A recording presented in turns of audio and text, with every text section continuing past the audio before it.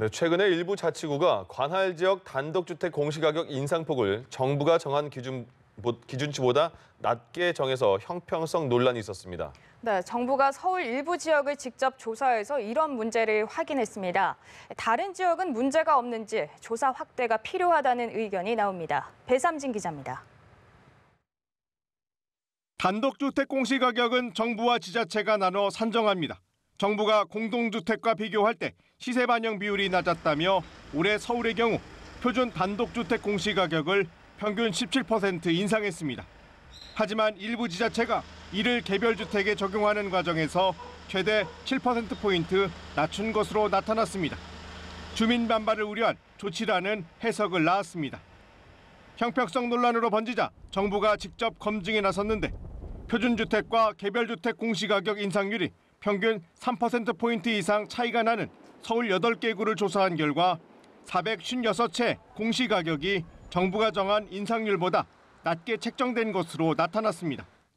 개별주택 공시가격을 매기면서 가까운 표준주택이 아닌 먼 곳에 있는 표준주택을 선택하거나 주거상업 혼용지대에 있는데도 순수 주거지대 기준을 적용한 겁니다. 실제로 용산구의 한 주택은 공시가격이 지난해 대비 57%나 올랐지만 바로 건너편 주택은 절반 수준인 25% 오르는 데 그쳤습니다.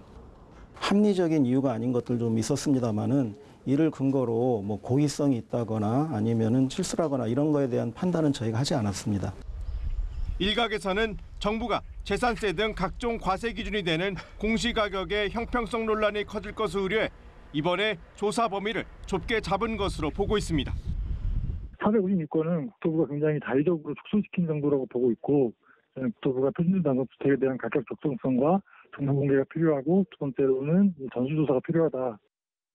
정부가 문제가 된 주택의 공시가격 재산정을 지자체에 요청했는데 이런 경우는 처음입니다.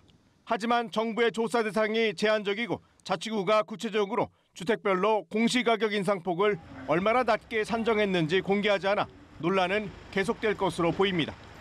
연합뉴스TV 배삼진입니다.